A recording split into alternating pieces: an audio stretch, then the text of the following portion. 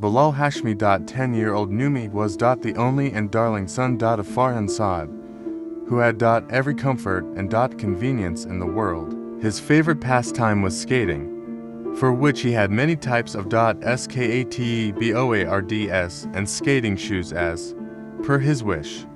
Farhan's mother thought it was not safe to go on the road, so she made the roof of her 2,000-yard house so that Numi could easily play. To Numi's parents also imposed some restrictions on Numi. Numi could not play upstairs after sunset.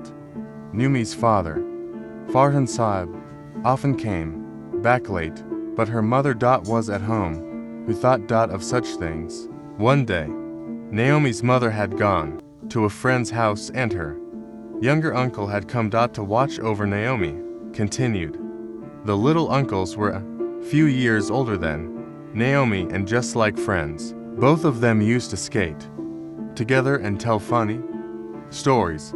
Uncle used to make Naomi do her homework. Shortly before sunset, Naomi came down to play. It was getting dark. Suddenly she heard the sound of walking there.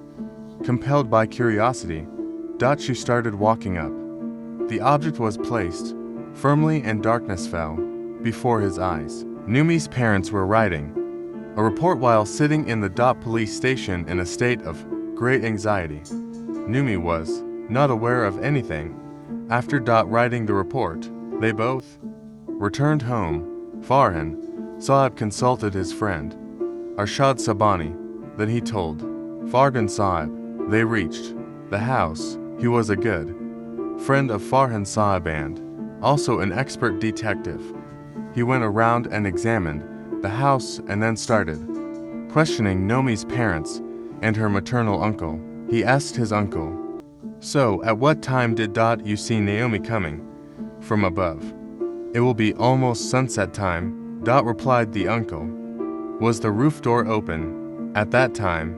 "Not." "Yes, of course it will be open. We close this door only at night," said Begum Farhan.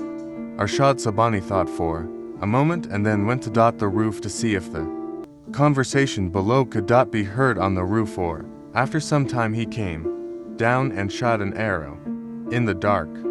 He asked Farhan Saab, "Didn't you reprimand any employee at your superstore?" "No, nothing like that. Shahid is just a child who does not work carefully. I just keep warning him." "Do you stop him for a long time?"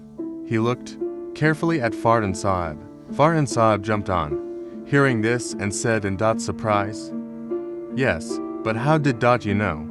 Arshad sat down and said, "Now the whole matter is solved. Give me the address of this child's house." The next day in the evening, Danish Remen, the poor father of the child who worked in Farhan Saab's store, was sitting bowing his head in front of them all and Arshad Saab was addressing him. "Yes, Danish. Why did you do that? Tell the truth." "Sir, yes. See, even a poor person has a heart. He also suffers. Just 3 days ago, when my little child was punished by Seth Saab, and he came home crying. I cannot tell what happened to his mother. Chari is already diabetic. That's when Satan suggested me to take revenge, and I made a plan to somehow kidnap Naomi. I know this method is wrong, but out of anger I did not understand. I climbed to the roof from the back side of the bungalow through the drainage pipe and hid behind the tank," Arshad Saab said, "and as soon as he got the chance, he caught Naomi. But how did you take her? You did not come down from the stairs." "I tied Naomi on my waist, then got off the rope. It was getting dark. I asked my friend for a bike.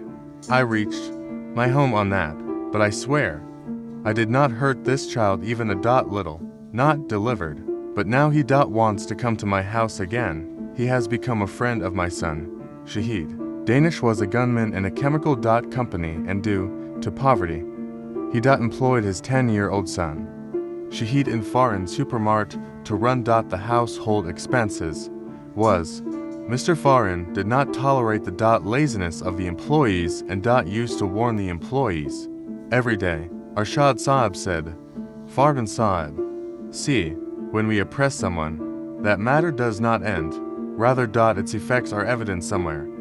Farhan was listening with his neck bent. Arshad Saab then said, though Danish has done a lot of wrong, but he had lost his senses in the love of his son. Now I request you not to hand her over to the police. It is regrettable to keep her child in your shelter.